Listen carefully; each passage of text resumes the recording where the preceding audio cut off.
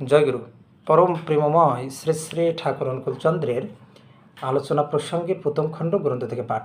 16 চৈত্র 1347 রবিবার, ইংরেজি 30/3/1941। শ্রী শ্রী ঠাকুর বেলা আন্দাজ 9টার সময় বাদের ধারে তাসুতে বিছানায় বসে সকলের সঙ্গে সহাস্য বদনে আলাপ আলোচনা করছেন। তখন বেশ রোদ উঠেছে, কিন্তু ঝিরঝিরে হাওয়া দিচ্ছে বলে গরম তেমন লাগছে না।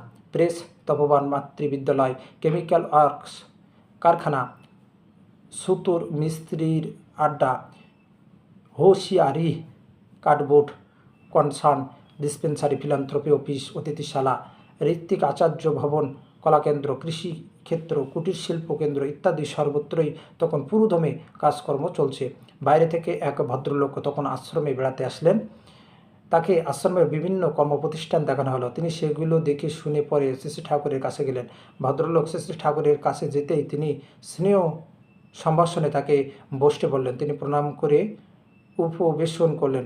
প্রাথমিক আলাপ পরিচয়ের পর তিনি জিজ্ঞাসা করলেন, ধরুন শ্রী শ্রী রামকৃষ্ণদেবকে আমার খুব ভালো লাগে, আজ তিনি নেই, এখন তাকে কেমন করে পাবো? শ্রী শ্রী ঠাকুর: পরবর্তীকে বাদ দিয়ে পূর্বতনকে ধরা যায় না।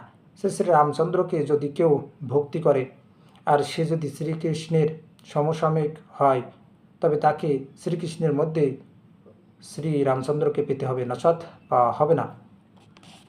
পরবর্তী পূর্বমান মহাপুরুষের আবির্ভাবের পূর্ব পর্যন্ত পূর্বতনের অনুরাগী আচার্যের শরণাপন্ন হতে হয়। তিনি নিজের চাকরির সম্বন্ধে বললেন, আমি খোসামত করতে পারি না, তাই আমার চাকরির উন্নতি হয় না। শ্রী শ্রী ঠাকুর তখন তাকে দরদভাবে বুঝিয়ে বললেন, খোসামত করতে যাবে কেন? তবে স্তুতি করতে হয়, প্রত্যেকের বাস্তব গুণগুলি দেখতে হয়, সেগুলির তারিফ করতে হয়, তাতে নিজেরও উন্নতি হয়। আর প্রত্যেকের বৈশিষ্ট্য বুঝে মনোজ্ঞ ব্যবহারে সকলকে মুগ্ধ করে তাদের হৃদয় জয় করতে হয়। তখন প্রয়োজন মতো তাদের তুমি সংশোধন করতে পারো।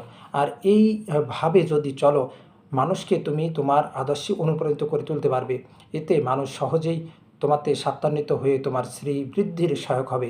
তুমি সম্মান ও খ্যাতি লাভ করবে, সুখী হবে, পারিপার্শ্বিকের সঙ্গে সম্প্রীতি বেড়ে যাবে তোমার। ভদ্রলোক শ্রী ঠাকুরের কথাগুলি শুনে খুবই উদ্দীপ্ত হয়ে উঠলেন। তার চোখ মুখ আনন্দে উদ্ভাসিত হয়ে উঠল। তিনি যেন একটা পথ পেয়ে গেলেন।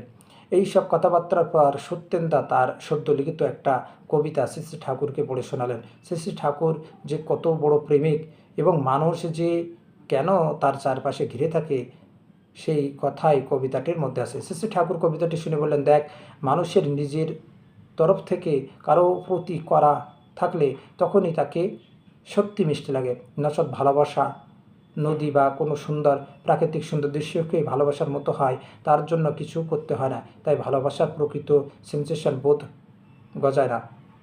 আর জীবনের দুঃখ রাতে সে ভালোবাসার চেতনা থেকে কোনো উৎসাহ বা প্রেরণা যোগায় না, তখন তা কফুরের মতো উবে যায়। অথচ বউকে ভালোবাসার ব্যাপারে দেখো, তুমি দিন রাত আকুপাকু করে এটা জোগাড় করছো, ওটা এনে দিচ্ছ, তার জন্য একটা কনস্টেবলি না হয় হলে কত ভাবছো, খাটছো, তাই সেটা ফিল বোধ করা যায়, রিয়েল বাস্তব হয়। যশোরের একটি দাদা স্থানীয় কয়েকজন মুসলমানের দুর্ব্যবহারের কথা বললেন। তাতে শ্রী শ্রী ঠাকুর বিশেষ জোরের সঙ্গে বললেন, ইসলামের অপ্রতিষ্ঠা যাতে হয় তেমন কিছু করার সুযোগ মানুষকে দেওয়া তোমার উচিত নয়।